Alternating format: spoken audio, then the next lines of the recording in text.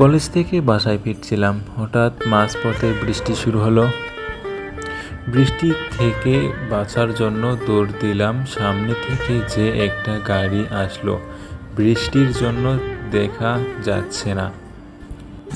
গাড়িটা যখন অনেক কাছে চলে এসেছে, ঠিক তখন কে যেন আমাকে টেনে তার বুকের সাথে জড়িয়ে ধরল। আমি বুঝতে পারলাম এটা কোনো পুরুষ। ভয়ে আমার হাত পা কাঁপতে লাগলো। ছেলেটা অনেক শক্ত করে জড়িয়ে ধরেছে। আমি ছোটার জন্য চেষ্টা করলাম, কিন্তু তার শরীরের সাথে পেয়ে উঠলাম না। প্রায় 5 মিনিট পরে আমাকে ছেড়ে দিল। হাঁপিয়ে ছেলেটার দিকে তাকিয়ে অবাক হয়ে গেলাম, কারণ ছেলেটা আর কেউ না, আমার ফুফাতো ভাই রানা। আমার থেকে 6 বছরের বড়। ভাইয়া ধরার মতো ছেলে তো ভাইয়া না, কারণ সব সময় ভাইয়া আমার সাথে রাগী ভাব নিয়ে থাকে আর কারণে অকারণে বকাবকি করে। ভাইয়ার দিকে তাকিয়ে ভয় পেয়ে গেলাম, কারণ তার চোখ লাল হয়ে গেলে ভাইয়া তখন অনেক রেগে যায়। তখন এমন লাল হয়, হঠাৎ ঠাস করে আমার গালে একটা চড় দিল ভাইয়া। আমি গালে হাত দিয়ে দাঁড়িয়ে রইলাম। এখন কিছু বললে আরও থাপ্পড় খেতে হবে। ভাইয়া রাগী ভাবে বলল, মামার কি এতই টাকার অভাব পড়েছে যে বৃষ্টিতে ভিজে হেঁটে হেঁটে বাড়িতে ফিরতে হচ্ছে? আমি কাঁপা কাঁপা গলায় উত্তর দিলাম, ভাইয়া আমার হেঁটে আসতে ভালো লাগে। ভাইয়া বলল, এখন যদি কোনো দুর্ঘটনা হতো তাহলে কি হতো? আর বৃষ্টির মাঝে ছাতা ছাড়া এসেছিস কেন? নাকি মেয়েদের ভেজা শরীর দেখাবি বলে? কথাটা শুনে আমার মাথা গরম হয়ে গেল।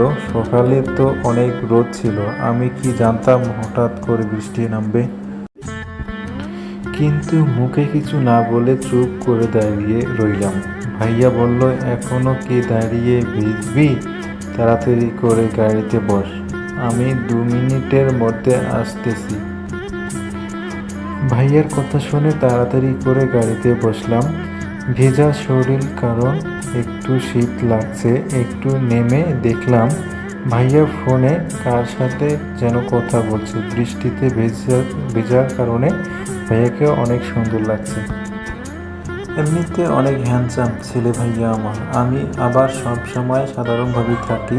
অবশ্যই ভাইয়ার জন্য বাধ্য হয়ে সারাক্ষণ থাকতে হয়, কারণ একটু সেজেগুজে কোথাও গেলে ভাইয়া জানতে পারলে বলে, এমনিতেই দেখতে ভালো লাগে না তোকে, আর সাজলে তো একদম জোকারের মতো লাগে তোকে।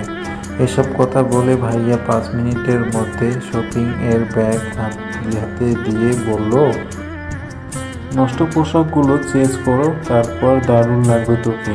এই বলে ভাইয়া চলে গেল। ব্যাগটি খুলে দেখি অনেক সুন্দর কাপড়।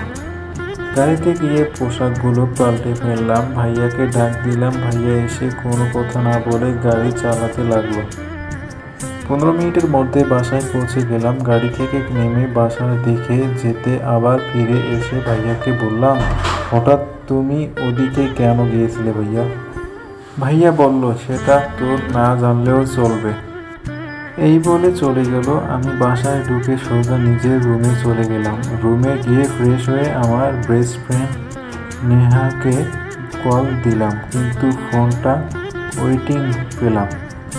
নিশ্চয়ই ওর বয়ফ্রেন্ডের সাথে কথা বলছে। আমার সব ফ্রেন্ডের বয়ফ্রেন্ড আছে, শুধু আমার নাই। কেউ আমাকে প্রপোজ করে নিও, তাও একজন করেছিল, কিন্তু পরের দিন তাকে আর দেখতে পাইনি। আমি হয়তো অতটা সুন্দর না।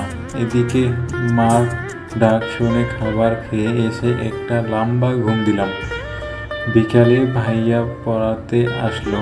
সেই ক্লাস 8 থেকেই পড়ায়, অন্য কোনো স্যারের কাছে প্রাইভেট পড়তে দেয় না।